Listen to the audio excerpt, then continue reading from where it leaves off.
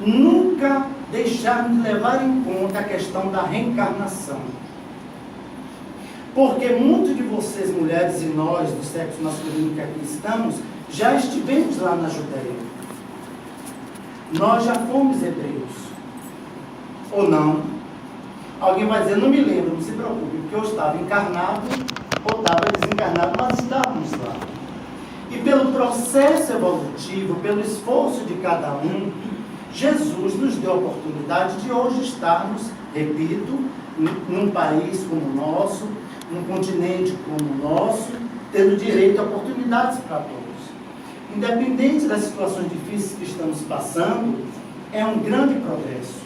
E que os nossos irmãos e irmãs que estão lá nesse momento, um dia, também vão ter essa oportunidade. Seja nessa encarnação, ou quiçá em outras, podendo reencarnar em uma sociedade que dê os mesmos direitos que estão dados aos homens.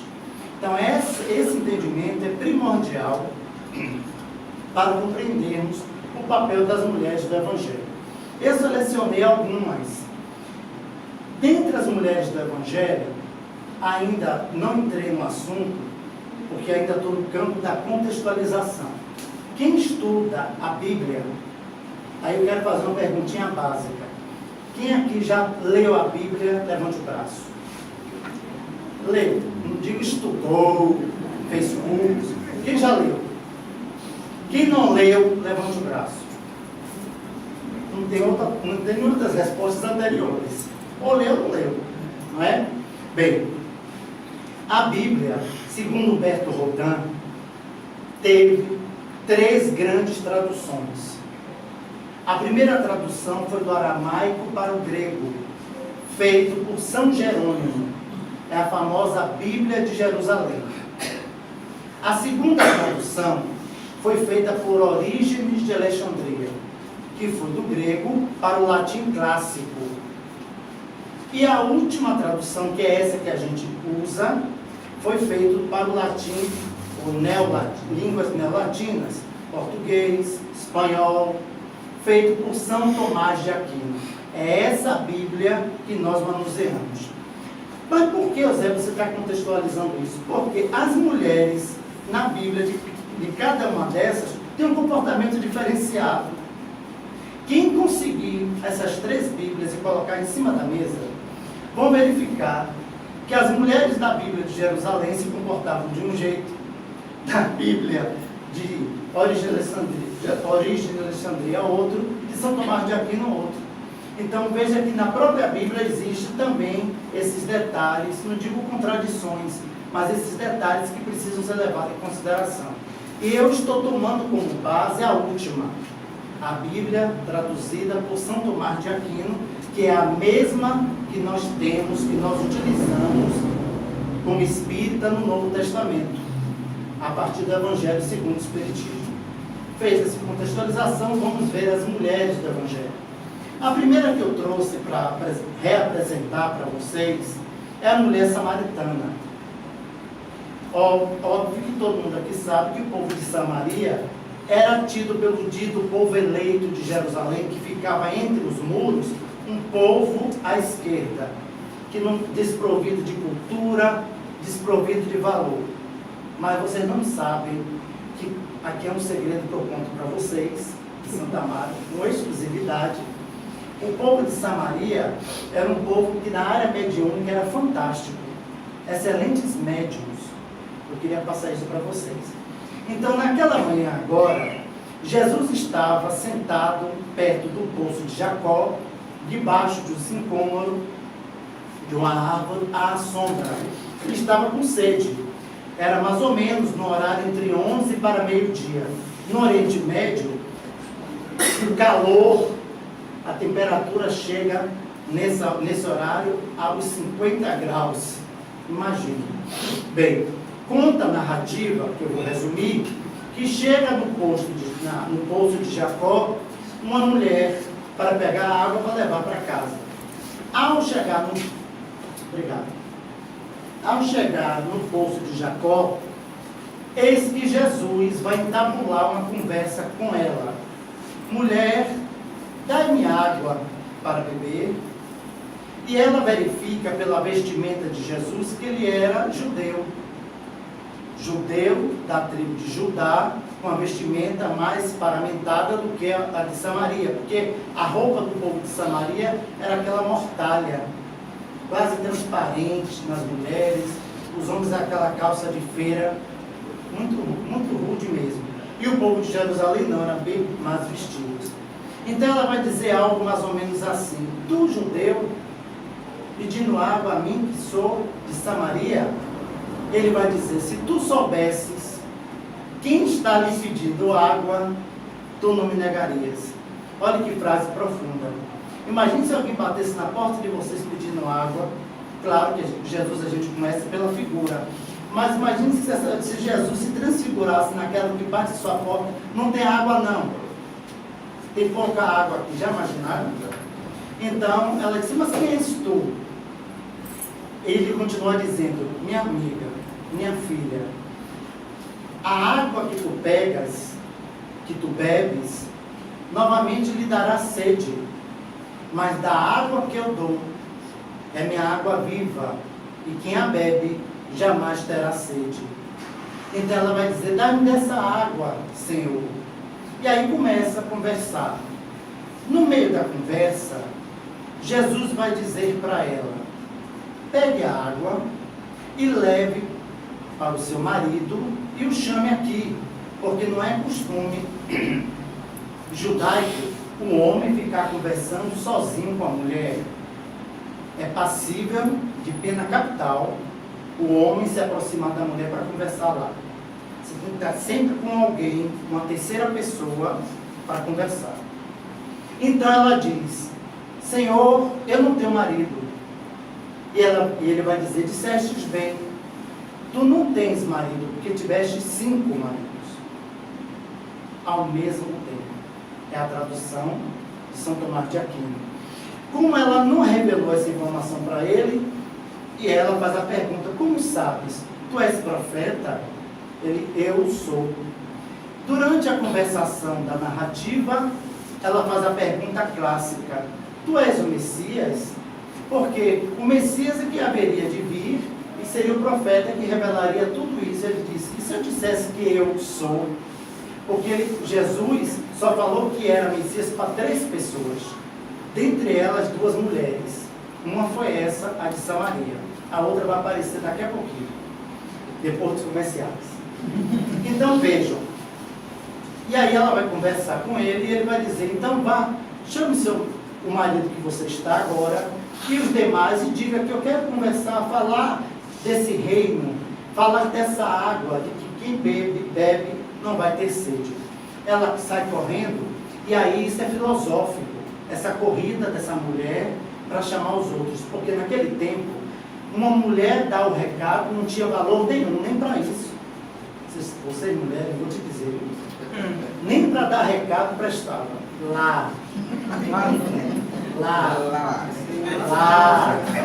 viu?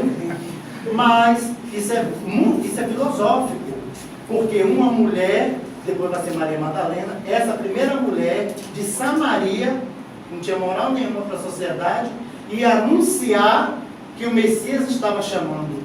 Filosófico. Então todos vêm e começam a conversar com Jesus, e pasmem vocês, essa mulher que para a sociedade judaica não tinha valor nenhum, conseguiu trazer ao encontro de Jesus mais da metade da população de Samaria. E ela vai se converter ao cristianismo. Mas tem um detalhe nessa parábola que é preciso ficar claro. Quando nós estudamos esse ensino, quando a gente estuda a mulher samaritana, que Jesus fala dos 5 maridos, a gente liga logo a palavra adultério. Bem, cuidado com essa tradução. Porque adultério, eu não sei se tem alguém aqui versado em língua portuguesa, pode até me ajudar. Mas adultério, no sentido religioso, tem 2 entendimentos.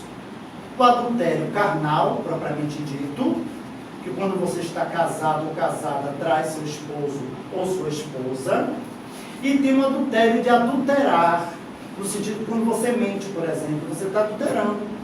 Quando você diz que faz uma coisa e faz outra, está adulterando. Então, adultério tem esse duplo sentido.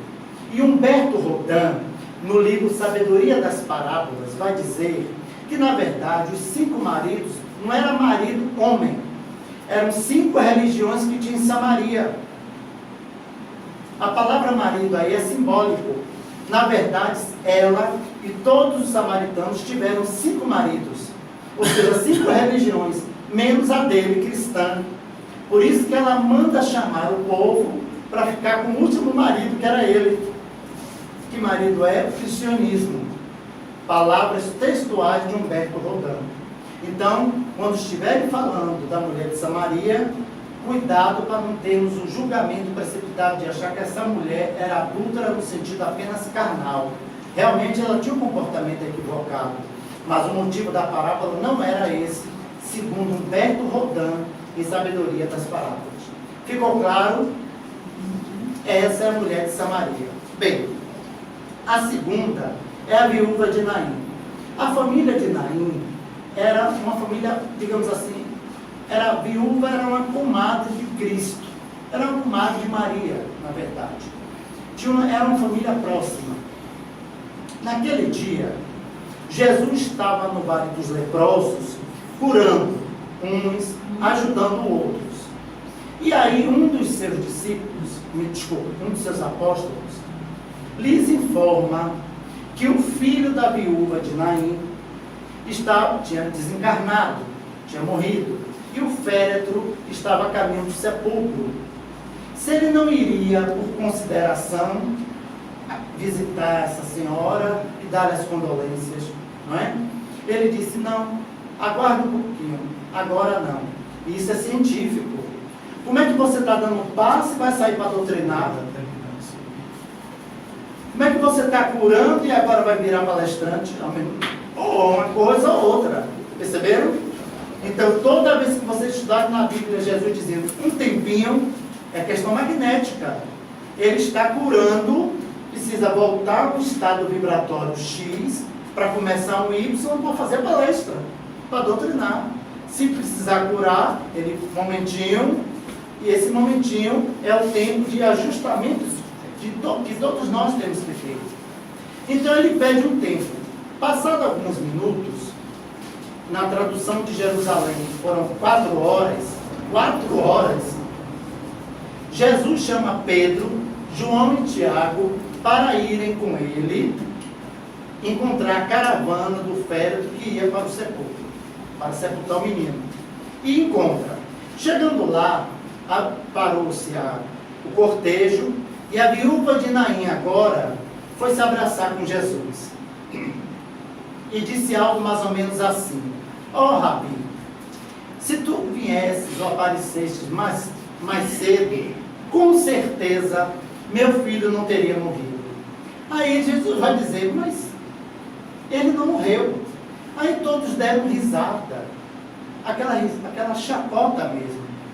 Porque ali está branco, pálido, o sangue não circula, coração com aquele batimento quase imperceptível. Estou traduzindo para a nossa linguagem, não está isso na Bíblia. Ele não morreu. Desce uma padiola. Padiola, vocês sabem, não é? Parece que é aquele homem na frente, outro atrás, carregando, parecendo uma rede. Desce uma padiola. Desembrulhem, quer dizer, porque naquele tempo, todos que iam ser enterrados eram tipo múmia. Desembrulhe. Não, mas está chegando. Desembrulhe. Olha o comando. Já começa o processo de cura. Já começa o processo magnético. Quando desembrulha, sai aquele cheirinho fétido. E ele diz, fiquem aqui. Ele vai, anda alguns metros. E chega perto do menino e diz, menino, levante. Vá abraçar a sua mãe. Tradução da Bíblia de São Tomás de Aquino. O menino, o jovem, na verdade, abre os olhos, levanta, todos ficam assustados. Você imagina um morto levantando do caixão, não é? E ele vai dizer, mamãe, estou com sede. E vai abraçar a mãe. Só que a cena é linda e emocionante. A mãe está virada para cá e o filho vai ao encontro dela. Como a mãe está virada para cá, Jesus está atrás do menino.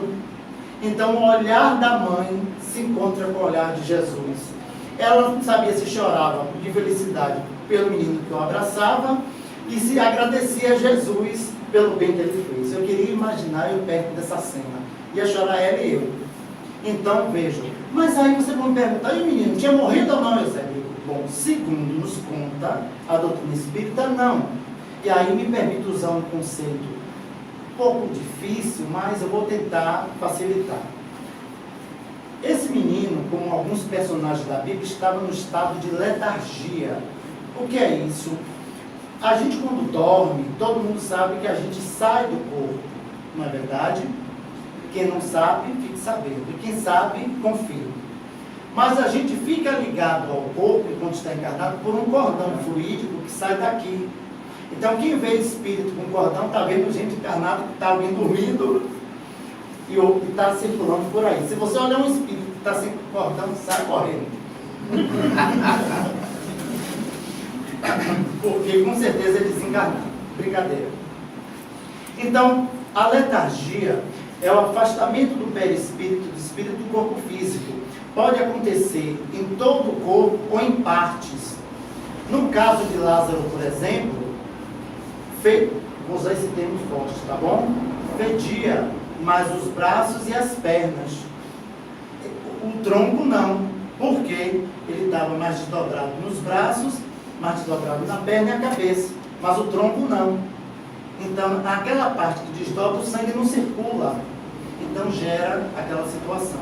No caso do menino, não. Do filho de Naim, ele estava todo fora do corpo. Faltava pouco realmente para desencarnar. Mas ele não estava desencarnado. Qual é essa lição que ele nos dá? Que quem tem fé, que tem coragem, deve sempre acreditar na imortalidade. Não que vai existir milagre de ressuscitar ninguém, mas é importante que a gente comece a se preparar para a verdadeira vida. O espírita precisa aprender a se preparar para a verdadeira vida, porque essa vida de corpo físico é temporário. Então a gente precisa aprender a morrer todo dia, porque queira você ou não, todo dia aquele fluido vital que está na sua bateria, chamado duplo etérico, está diminuindo todo dia.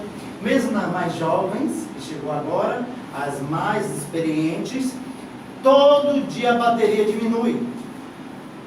É óbvio, até de forma natural, até que um dia a gente desencarna. Então nada de querer fazer milagre de ficar lá no congelador, como está lá nos Estados Unidos, 300 anos para tentar voltar, porque não existe isso. Assim como teve o tempo de nascer, tem o tempo de morrer. Então essa foi a história da viúva de Naim. Ficou claro? Sim ou não? Sim. Tentei explicar da maneira mais simples. Bem, agora chegou ela. Quem adivinhava ganhar um queimado. Chegou a mulher adúltera. Todo mundo sabe dessa passagem. Quando aqueles homens hipócritas levaram aquela mulher à praça, com que intuito, na verdade, tentar Jesus. Porque pela lei mosaica, a mulher que era pega em adultério, então se ela foi pega, o certo é pegada, mas vou falar pega aqui. Se ela foi pega em adultério, é porque ela era casada. Ninguém adultera se não está casado. Namorado não adultera. Para eles lá, viu? Para eles. Mas na religião deles só adultera quem está casado. Então, o que é que passava na cabeça dos doutores do Sinédrio e aqueles homens hipócritas? Vamos jogar para esse dito mestre, que das duas uma. Se ele disser que não é para apedrejar, a gente prende ele porque está indo contra a lei mosaica. E se ele disser que é para apedrejar, ele vai se contradizer e vai ter a população contra ele. De qualquer forma, ele vai ser aniquilado. E todo mundo sabe da passagem, não é? Rabi, essa mulher foi pega em adultério. Pela lei mosaica, ela merece ser apedrejada. O que é que tu dizes? O que é que diz Amélia Rodrigues? Jesus nem deu tchum. Continuou escrevendo lá na terra. Amélia Rodrigues diz que ele escreveu os pecados de cada um que estava ali. Estava escrevendo. Como eles viram que Jesus não respondia, insistiu. Tu não vais dar uma resposta? Todo mundo já sabe o que ele disse. quem tiver sem pecado aqui, que atire a primeira pedra. Conta a narrativa que dos mais velhos aos mais jovens, eles jogaram as pedras no chão. Isso é filosófico. Posso brincar um pouco? Aqui tem uma pessoa experiente, aqui tem uma pessoa jovem. Dos mais velhos, mais experientes, aos mais jovens, jogaram a pedra. O que quer dizer que a minha colega experiente tem mais pecado do que a jovem? Então, dos mais idosos aos mais jovens, jogaram, porque todos erram. Mesmo a menininha com essa idade erra. Bom, mas estamos na casa espírita, precisamos explicar esse discurso, não é? Mas ela é uma menina tão boa, tem uma boa criação, mas o espírito dela veio de onde? Olha o texto que caiu hoje, não foi por acaso? Causas anteriores das aflições. Ela teve uma encarnação passada. Nesse momento está no corpo inocente, mas que Deus seja louvado. Não é não? Ou não? Agora, como ela vai se comportar depois, depende da educação dos que vai aliviar, não é resolver, mas vai aliviar. Então esse é o entendimento de jogar a pedra dos mais velhos aos mais novos. Aí todos foram embora. E foi o que Jesus disse: mulher, cadê os que te condenavam? Estão aqui, traduzindo, não, Senhor, foram embora. Então eu não te condeno. Agora, o que foi que ele disse? Vá e não peques mais, para que não te suceda coisa pior. Eu vou traduzir a língua portuguesa. Olha, dessa vez eu lhe salvei. Da próxima eu não estou aí não, viu? Isso tem a ver com a gente? Tem, minha gente. Quantas palestras a gente assiste no ano? É a mesma coisa. É como se Jesus estivesse falando aqui pra gente. Aí amanhã a gente faz tudo de novo. Aí toma cacetada e não sabe por quê. Né? Então vá e não peques mais, para que não te suceda coisa pior. E essa mulher, Maria Madalena, que depois vai ver Jesus lá na ressurreição, que a gente vai contar mais tarde. Mas entender o papel dela, qual a moral da história? Que a gente deve ter fidelidade, deve ter compaixão, que a gente não deve julgar os outros pela aparência, que quem tem telhado de vidro não joga pedra no do vizinho. Se você não puder abrir a boca para dizer algo útil a alguém, bote essa língua dentro da boca, não fale da vida dos outros. No mínimo, ore pelo próximo. E cuidado, porque você pode fazer muita coisa bonita para os outros verem, mas tem uma nuvem de testemunha que vê tudo que você faz errado dentro de sua casa. Seja a casa mental ou a casa mesmo onde nós moramos. E tudo que a gente fez é visto pela espiritualidade e pela lei de causa e efeito. Tudo que a gente faz, a gente recebe de volta. Então essa é a moral da história da mulher adulta. Ficou claro? Tem uma senhora agora. Tem alguma senhora aqui de 50 anos na plateia? Entre 50 e 60? És tu? Aí você diz que falta de educação. Educação nenhuma. Bata no peito, tenho 50 anos mesmo, você tem 48, eu mais velho que você. Tenho 83. Pronto. Isso, essa mulher. Eu queria ter uma mãe assim. Por que eu estou perguntando isso? Me permite beber uma aguinha. Não é gripe, não. É ar-condicionado, porque eu brigo com ele. Não. Pela Constituição, a vontade do indivíduo não pode sobrepor ao coletivo. O coletivo sempre tem que ganhar. Né? Vamos lá. A próxima mulher é fantástica. Jesus chegou na sinagoga às 5 horas da tarde. Porque nesse horário era do comportamento padrão que o varão que chegasse nesse horário, ou uma pessoa de cultura que chegasse nesse horário, seria convidado, como assim a nossa presidente fez com o nosso colega, seria convidada essa pessoa a fazer a leitura lá do Torá, ler e comentar. Era às 5 às 6. E às 6 horas, o nosso ângelus, era a prece, aquele ritual todos que eles têm. Nesse dia, Jesus chegou faltando 10, 15 minutos para as 5. na 11ª hora. Jesus chegou na sinagoga e ficou assim. Narrativa de Amélia Rodrigues. Ficou, e de Carlos Torres Pastorino, Sabedoria do Evangelho. Então Jesus ficou de cabeça baixa, em prece, aguardando o momento das 5 horas. Só que Jesus captou pela mente e pelo perispírito que ali na frente, lá na sinagoga, tinha uma senhora que estava fazendo uma prece.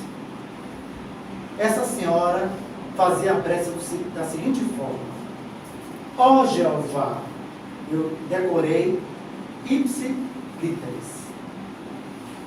Ó Jeová, eu sei que o que eu estou passando eu mereço. Eu não lhe peço que me cure se eu não tiver merecimento, mas alivie a minha dor para que eu possa suportá-la da melhor forma possível e possa, com minha dor, ajudar a todos que passarem pelo meu caminho. Que prece! Porque essa mulher era mulher hemorrágica, havia 12 anos. Era a mulher que vocês sabem, para não ficar aqui narrando, o que é que vocês mulheres passam naquela situação. Durante 12 anos, ela não conseguiu segurar. E nesse dia, ela podia dizer o quê? Ó, Jeová, não aguento mais não. Ele não faz isso? Quem não faz aqui, vai mentir. Todo mundo, inclusive eu. Faz, mas Senhor, diminua aí. Ela não. Obrigado, Jeová. Eu não mereço, desculpe, eu sei que eu não mereço ser curada. Reconheço que o que eu passo é útil, mas se puder aliviar para que eu possa cuidar dos meus familiares, me cure. Olha que prece maravilhosa, que humildade. Então Jesus abre os olhos e vai em direção a ela. Atenção para a cura pelo magnetismo. Porque se a mulher estava lá e ele estava aqui, claro que o perispírito de Jesus vai até a Europa e volta. Mas do ponto de vista de cura, ele estava apenas como uma pessoa normal ali dentro. Mas quando ele decidiu fazer esse movimento e ir até ela, começou o processo de cura.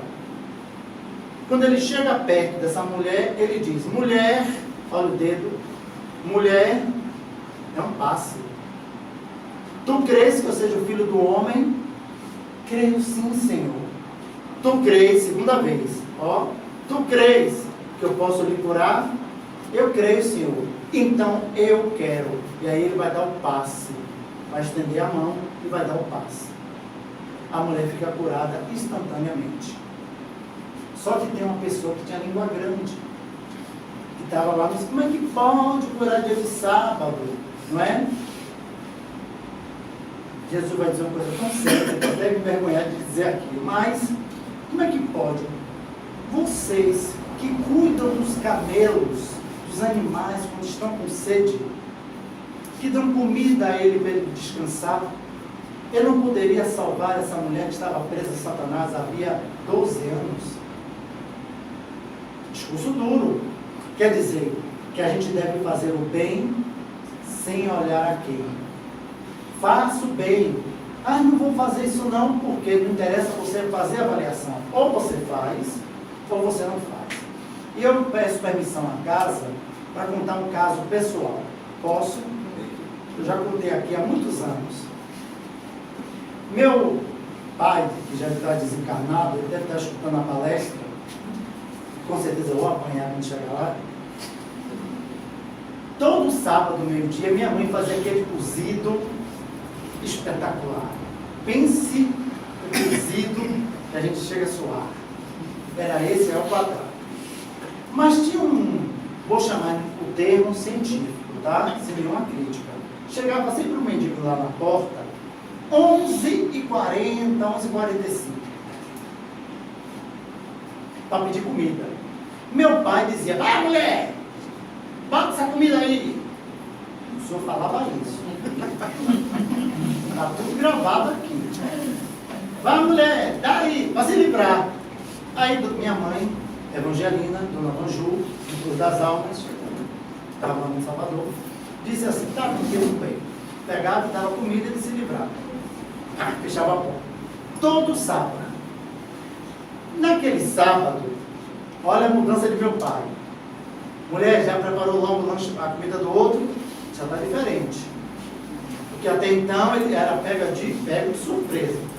Nesse sábado, ele já mandou preparar para não ter agonia. Mas é uma mudança. Já, amor, vocês mulheres são ótimas. Uma paciência de Jó. Veja bem. Pontualmente, aqui é a comida. Mas no sábado seguinte, aí eu me lembro porque eu não fui bater o baba, não fui jogar futebol, fiquei em casa. Então eu vi, ele não apareceu. E aí deu 11, 12, 1 hora. Meu pai ficou preocupado. É que ele não me pegar comida não? Aí passa comida e... Moral da história. Meu pai ficou triste quando soube que ele tinha desencarnado. Na verdade ele vinha, desceu um ônibus, ele veio de bicicleta, não sei como conseguiu, mas desceu um ônibus, morava no Cabula, na ladeira, e o ônibus, enfim. Então, desencarnou. E ele ficou triste. Quer dizer, o que eu quero dizer com o exemplo de meu pai? De um homem dito embrutecido, ficou sensível. Então, água mole em pedra dura, tanto faz até que... Então, vá fazendo bem. Mesmo fazendo você o bem contra a vontade, faça. Apesar de André Luiz dizer no livro Conduta Espírita que o bem tem que fazer com disciplina, mas faça sempre o bem. Porque hoje você faz por obrigação, amanhã você faz por devoção. Então me parece que isso vai muito ao encontro desse texto de Jesus com a mulher hemorrágica. Mas tem outro ponto importante aqui nessa passagem, a espontaneidade. Jesus não colocava dificuldade, nem gosto ruim, como diz na gíria, né? Para fazer o bem. Bastou ter uma pessoa que precisasse e merecesse, ele ajudava. Depois, ele não dizia depois. Vamos lá? Precisa do quê? Tu queres? Então que nós sejamos disponíveis. Assim como também Jesus o fez com essa mulher hemorrágica. Ficou claro? E a mulher, a pessoa da língua grande, você quer comentar? Eu prefiro não comentar. Aí é outra palestra. Maledicência. Eu vou falar com o maior prazer. Agora com um slide, porque eu vou mostrar quem foi. Já tem que mostrar quem foi, né? Mas foi um doutor do Sinédrio. Foi ele que reclamou, porque a cura no dia de sábado, que foi 2 momentos que o doutor do Sinédrio reclamou, né? Tanto da mulher hemorrágica, quanto do outro também, que ele fez lá no sinagoga. Bem, essa mulher agora morava em Sidom. Era uma jovem que tinha uma filha que estava muito doente. E ela correu para Jesus para pedir ajuda. Chegando perto de Jesus, olha agora a diferença. Olha a diferença. Vou traduzir aqui porque o texto é enorme. Conta do tempo. Ela chegou perto de Jesus e disse: Rabi, minha filha está doente. Ninguém conseguiu curá-la. O senhor pode curar? Eu sei que o senhor pode. Vai curar minha filha? Ele: não. Eu não vou. Agora não. Olha, parece contradição, né? Agora não. Mas como não? O senhor, eu estou sabendo que o senhor cura, que o senhor ajuda, que o senhor faz todo o bem possível, e agora não vai? Agora não. Mas eu tenho certeza que o senhor pode curar. Sim, realmente eu até posso, mas agora eu não vou. Por que ele estava falando isso? Que falta de caridade, né? Não. Porque, do ponto de vista cronológico, aquela criança precisava ficar mais alguns minutos sofrendo para poder resgatar uma falta. Se ele se antecipasse para curá-la antes do tempo, seria milagre, seria invasão de livre-arbítrio. O que é que tem a ver isso com a gente? A eutanásia. Vocês terem uma ideia, não é? A gente está vendo uma pessoa ali entubada, e aí está sofrendo muito. Doutor, autorizamos tirar o tubo. De repente, aquele minuto poderia ser um minuto de resgate ou um minuto de libertação. Então, a mulher insistiu. Mas o senhor pode curar. Só que toda hora ela insistindo, o tempo está passando. Depois de algumas horas, olha que paciência de Jesus. Eu vou brincar agora, apanho. E vocês mulheres, quando resolvem falar, vocês já não falam. Não, porque quando vocês querem, vocês sabem ser determinadas. Eu quero. E ai da gente se não fizer. E tem ambulância embaixo, entendeu? Bem, brincadeirinha à parte. Aí Jesus diz, agora vamos. Aliás, não, vá. Ela, claro que ele disse com outras palavras, ela já está curada. Pode ir. Quando ela chega em casa, a menina está bem. Por que isso? Como eu expliquei. Se ele vai antes, antecipava algo que ela talvez não merecesse naquele momento. E aí entrou um conceito muito importante que Emmanuel nos traz no Consolador. Deus ouve as nossas preces, mas por que Ele não atende? De primeira, porque Ele precisa ver em cima de mim duas leis atuando. A lei da necessidade, todos nós aqui somos necessitados, mas também a lei do merecimento. Ninguém vai ser ajudado só porque está precisando. Cuidado. É preciso que você precise e mereça. Senão não acontece nada. Então a menina precisava, mas ainda não merecia. Precisava passar mais algumas horas com aquela aprovação. Estão compreendendo? Claro que a gente fora do contexto fica fácil dizer que compreende, mas se fosse seu filho, não é? Que o médico está ali, calma, estou cuidando de casa. Calma, meu filho vai morrer. Só vivendo a situação é que sabe, não é? Mas tem isso mesmo. Não façam nada que a pessoa não mereça e não tenha necessidade. Porque você pode estar infringindo a vida do outro, interferindo no livre-arbítrio do outro e prejudicando o outro. Aí você quer ajudar e acaba prejudicando. Essa é a história da mulher do tiro de Sidom. Tem outra mulher do Evangelho, a filha de Jairo. Jairo era um sacerdote. E naquele dia, Jesus estava caminhando para ir para Cafarnaum. E eis que ele se joga na frente de Jesus e diz, Rabi, cura minha filha. Ela está doente, está passando mal, está quase morrendo. Um sacerdote se ajoelhou e ele trava aquela mesma conversa. Tu crês que eu seja o filho do homem? Sim. Agora imagina um sacerdote que segue Moisés acreditar que ele é. Tu crês que eu posso curar? Sim. Então pode ir. Ela está curada. Aliás, não. Vamos até lá. Estou traduzindo o que está na Bíblia. Quando Jesus vai com esse Jairo e os 3 discípulos, alguém chega e diz assim, ó Jairo, sua filha morreu, não deu tempo. Aquele mesmo caso do filho da viúva de Naim. Jesus, ela não morreu, ela dorme. Então vai até a casa, se vai até a casa, magnetismo. Por enquanto ele só estava recebendo a notícia. Quando ele fez o gesto de ir, vontade de fazer. Então ele vai até a casa, quando chega na casa, ele diz, fiquem aqui.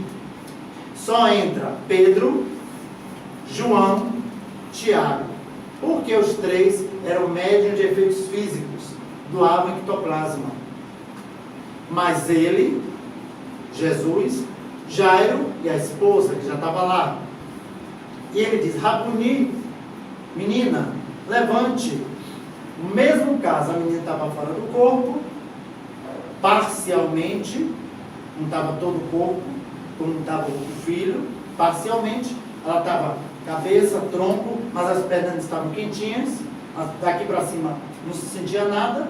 Ela volta, acorda, quando ela senta na cama, mamãe, estou com fome. Isso é simbólico. No primeiro, estou com sede. No segundo, estou com fome. Repare, toda vez quando a gente está doente, que a gente está em convalescência, dá uma fome danada, não? Dá uma sede.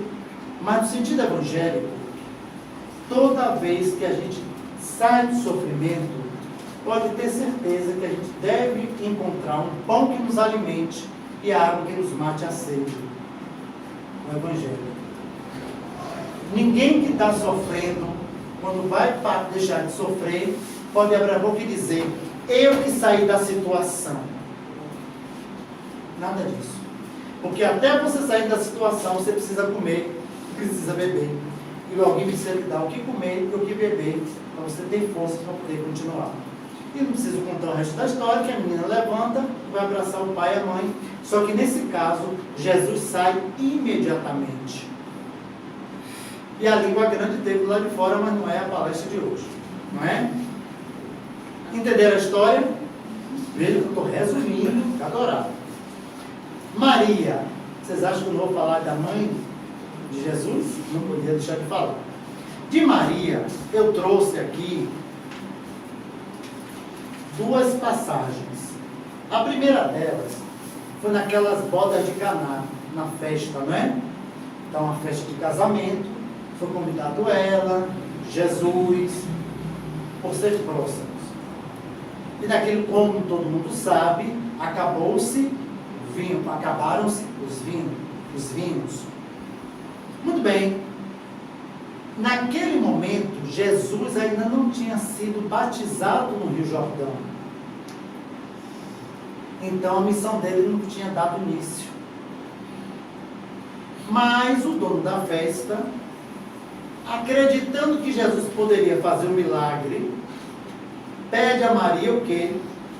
Que falasse com ele para poder dar providência de tornar a água, transformar a água em vinho. Estou traduzindo. Foi o que Jesus disse para a mãe. Ele não falou mãe. Vejam lá na Bíblia. Mulher, ainda não chegou a minha hora. Depois, ela insiste. Mas os convidados estão precisando beber do vinho. Do ponto de vista de comportamento. Não será uma vergonha para o dono da festa não ter mais vinho para dar aos convidados? Traduzindo para a gente, Jesus vai abrir a única exceção e vai fazer aquela cena, mãe pegar as talhas, colocar água, e houve o milagre da água ao vinho. É um fenômeno magnético ali, que também cabe outra palestra. Tanto que o dono da festa vai dizer que é incrível. Normalmente se serve o melhor vinho no início, é o final da parábola.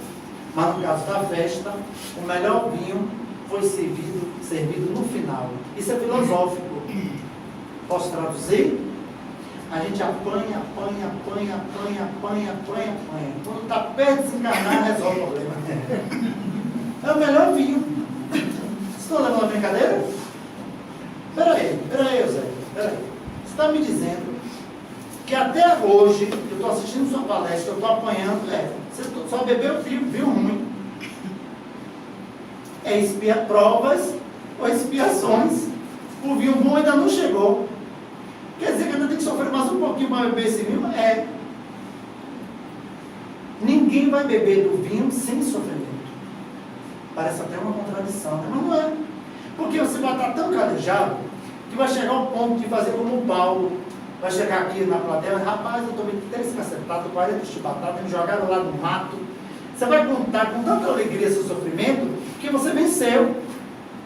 Se tiver alguém aqui ainda reclamando da vida, ainda vai passar pelo sofrimento, porque não chegou o vinho bom.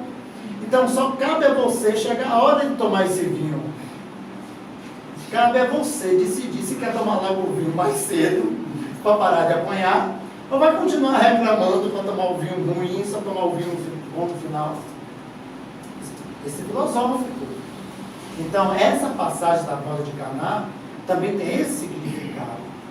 Todos nós aqui estamos em expiações e provas, bebendo um vinho ruim, né? É dor de cabeça, enxaqueca, doenças graves, dinheiro que não tem no bolso, tudo isso que é a matéria, né? Mas vai chegar um ponto que todos vão ter que beber do vinho bom. Todos vão beber do vinho bom. Mas só quando Jesus der esse vinho bom. Mas para Jesus me dar esse vinho bom, eu preciso estar com Ele. Se eu estivesse longe dele ou ausente dele, eu não vou poder beber do vinho que ele vai transformar. Logo, se eu venho só assistir palestra e não quero trabalhar no bem, não vou ter o vinho. Se eu só venho assistir palestra e tomar passe e depois volto a errar, eu não quero tomar o vinho. Simples assim, não é? Então esse é o entendimento que eu queria trazer de Maria, dela. Mas para mim, para encerrar a palestra, Maria, após a crucificação, vai dar uma nuta com João Evangelista. Né? Todo mundo sabe da passagem, quando Jesus diz: mulher, eis aí o teu filho, filha, eis aí tua mãe. Todo mundo sabe dessa passagem. Jesus é crucificado, e eis que agora João Evangelista consegue uma casinha, um casebre que ficava no monte de Dalmanuta, esqueci o nome do lugar, bem rústico, mas bem aconchegante, tinha árvores, e lá de cima dava para ver o mar da Galileia. Então uma brisa muito gostosa. E para lá ele levou Maria.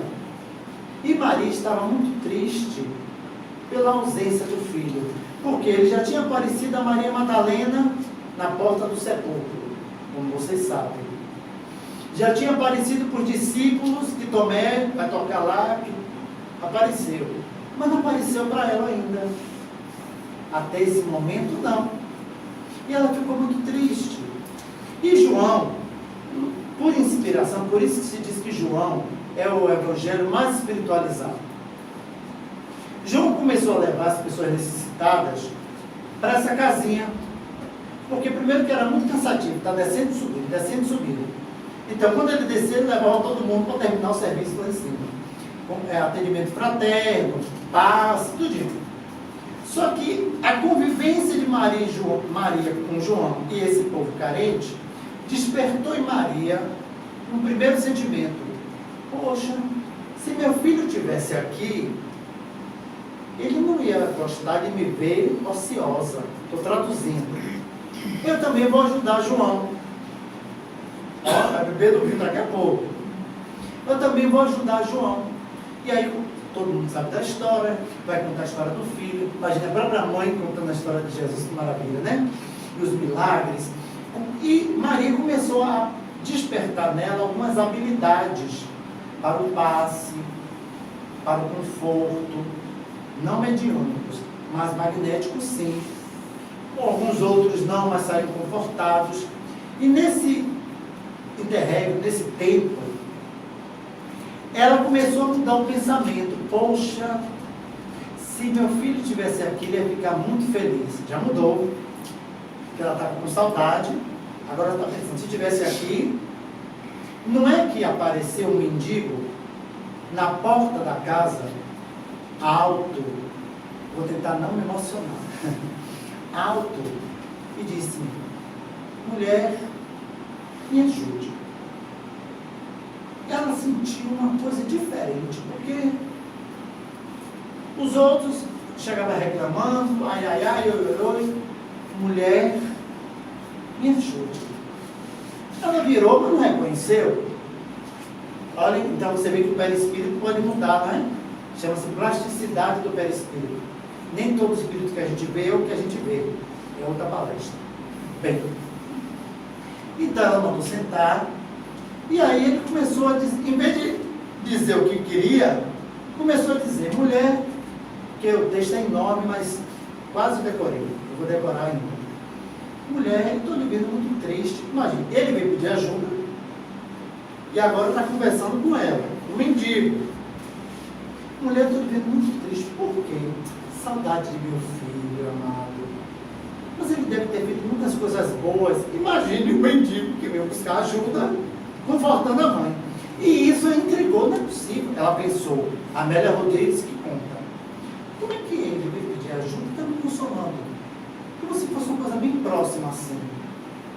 No final da conversa ele disse: Maria, mamãe, Ave Maria. Não é? Eita! Aí, nem eu, nem ele, né? Aí ela vai abraçar, o abraça: mamãe, chegou a tua hora. venha comigo. Ela ainda não desencarnou. Ela é desdobrada e é levada para um lugar onde vai ver diversos daquelas pessoas que ele ajudou e que também ela ajudou. Quando ela volta, o mendigo desaparece. Foi no mesmo dia isso, tarde e noite. E eis que à noite, ela tem o último suspiro, João Evangelista ao lado, e ela pede que ele não fique triste, João, que faça uma prece por ela e por Jesus. Quando ela desencarna suavemente, aquela tez branca, calma, aqueles olhos azuis lindos, tranquila, ela se desdobra, e quem vem recebê-la no plano espiritual? Jesus. Só que antes de ir, ela disse: deixe-me ir ali na prisão, deixe eu visitar as pessoas carentes, necessitadas. E ela chega no porão, e chegando no porão, ela, lá do castelo de um tetrarca, ela verifica que naquela cela tinha pessoas que choravam, que iam ser decapitados, crucificados, condenados. E ela fica triste com o sofrimento do outro.